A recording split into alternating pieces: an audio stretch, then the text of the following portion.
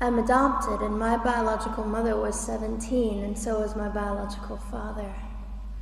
She was 7.5 months pregnant when she decided to go to Planned Parenthood, which is the largest abortion provider in the world, and they counseled her to have a late-term saline abortion, which is a saline salt solution that is injected into the mother's womb.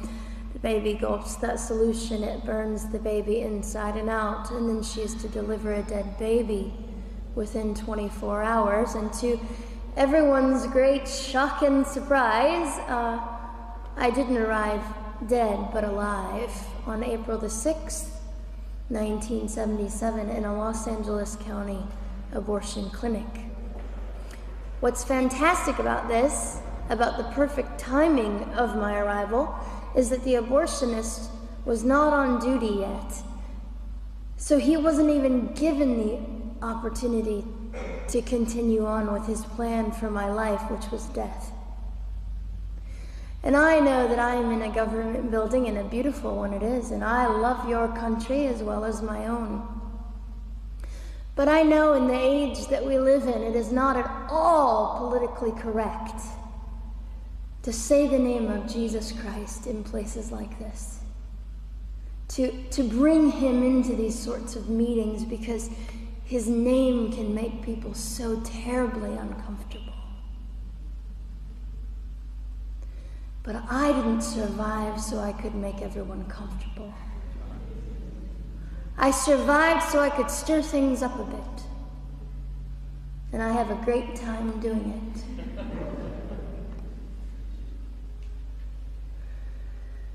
And so I was delivered alive, as I've already said, after 18 hours. I should be blind, I should be burned, I should be dead. And yet I'm not. You know what is fantastic vindication is the fact that the abortionist had to sign my birth certificate. So I know who he is. And it also says, for any skeptic listening, on my medical records, born during saline abortion. Ha! They didn't win. I've done some research on the man that performed the abortion on me. And his clinics are the largest chain of clinics in the United States of America, and they gross $70 million a year. I read a quote from him at some point several years ago, and he said, "I have aborted over 1 million babies, and I consider it my passion." I tell you these things because, listen, ladies and gentlemen, we are in an interesting battle, whether we realize it or not, in this world. It is a battle between life and death.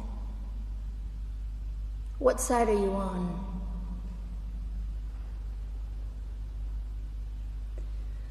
So a nurse called an ambulance and had me transferred to a hospital, which is absolutely miraculous. Generally, the practice at the time, and up until 2002, was, in my country, was to end the life of an abortion survivor by strangulation, suffocation, leaving the baby there to die, or throwing the baby away.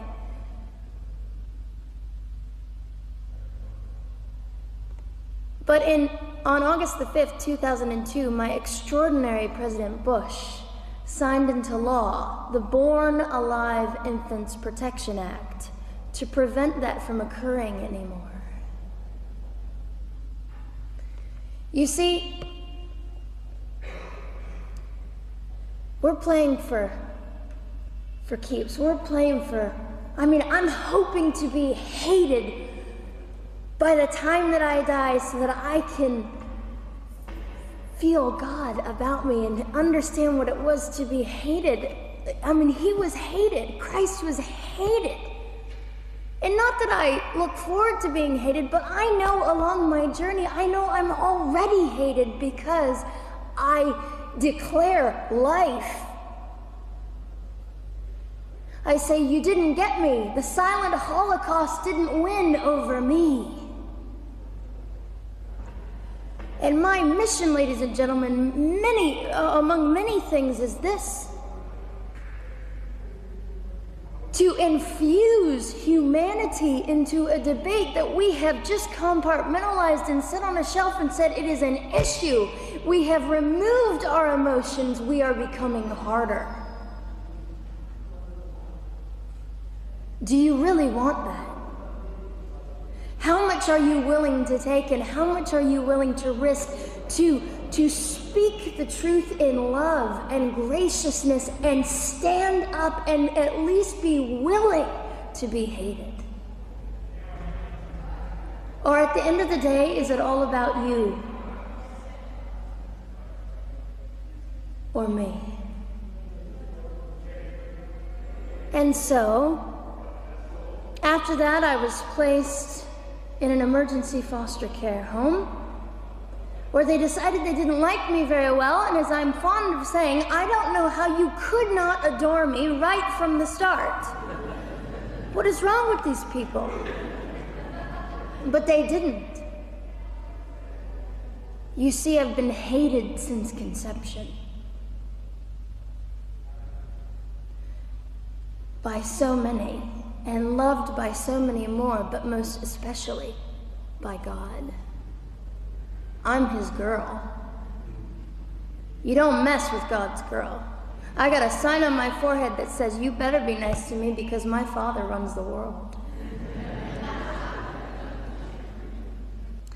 So after I was placed in the mean home, I was taken out of the mean home and placed into another home, a beautiful home, Penny's home. And she said by this time I was 17 months old, 32 pounds of dead weight, and diagnosed with what I considered to be the gift of cerebral palsy, which was caused directly by the lack of oxygen to my brain while I was trying to survive. Now, I am just compelled to say this. If abortion is merely about women's rights, ladies and gentlemen, then what were mine? There was not a radical feminist standing up and yelling about how my rights were being violated that day. In fact, my life was being snuffed out in the name of women's rights. And ladies and gentlemen, I would not have cerebral palsy had I not survived all of this. So when I hear the appalling, disgusting argument that we should have abortions because the child just might be disabled, oh, the horror that fills my heart. Ladies and gentlemen, there are things that you will only be able to learn by the weakest among us. And when you snuff them out, you are the one that loses. The Lord looks after them, but you are the one that will suffer forever. And what arrogance, what absolute arrogance, and it has been an argument for so long in this human place that we live, that the stronger should dominate the weaker, should determine who lives or dies. The arrogance of that, don't you realize that you cannot make your own heart beat?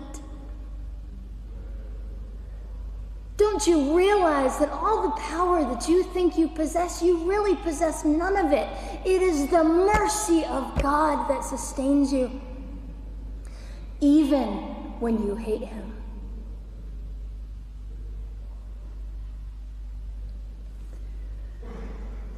So they looked at my dear Penny and they said, Gianna will never be anything, which is always encouraging. And she decided to ignore them, and she worked with me 3 times a day, and I began to hold up my head, and I said, well, Gianna will never this and never that. Long story shorter, I was walking by the age of 3.5 with a walker and leg braces, and I stand up here today with a mild little limp and without a walker and leg braces. I fall gracefully sometimes and very ungracefully at other times, depending on the situation. but I consider it all for the glory of God. You see, ladies and gentlemen, I am weaker than most of you, but this is my sermon. And what a small price to pay to be able to blaze through the world as I do and offer hope. And I think in our misunderstanding of the way things work, we misunderstand how beautiful suffering can be. I don't willingly sign up for it, but when it comes, we forget. We forget that God is in control and God has a way of making the most miserable thing beautiful.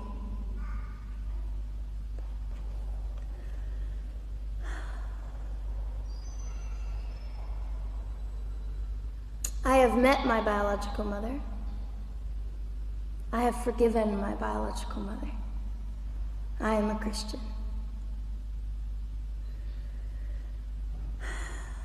She's a very broken woman. She came to an event I was having 2 years ago, showed up unannounced, and said, "Hello, I'm your mother." And it was a very difficult day.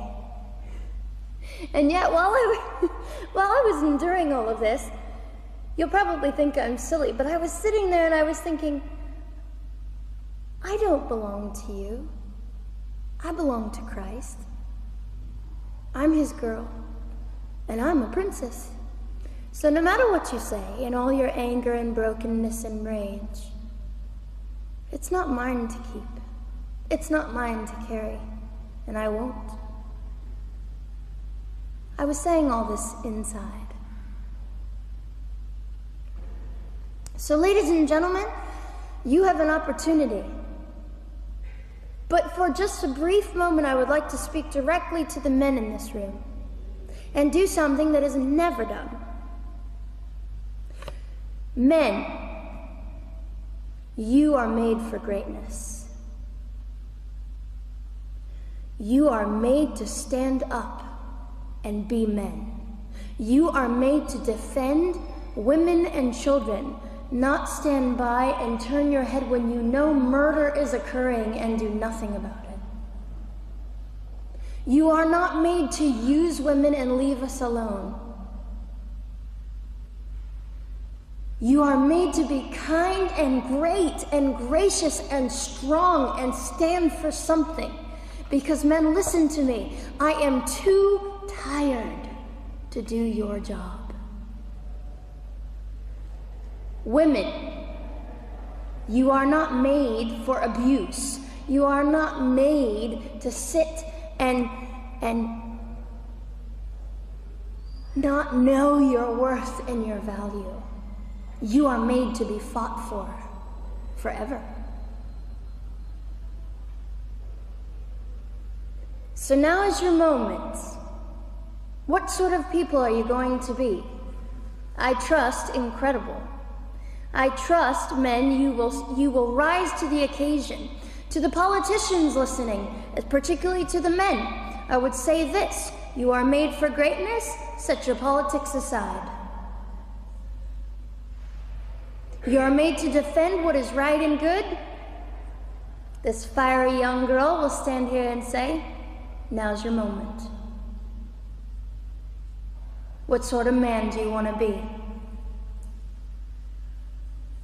A man obsessed with your own glory, or a man obsessed with the glory of God?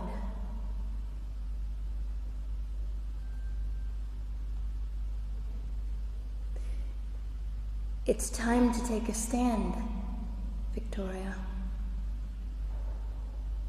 This is your hour. God will assist you. God will be with you. You have the opportunity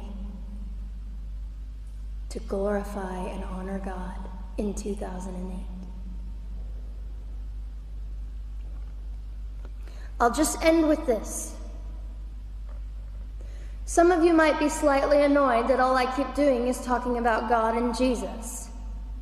But how on earth can I walk about limping through this world and not give all my heart and mind and soul and strength to the Christ who gave me life?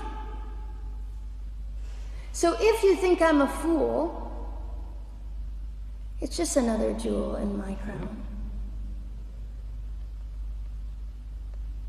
My whole intent in living here is to make God smile. I hope some of this made sense. It just came from my heart. God bless and keep you.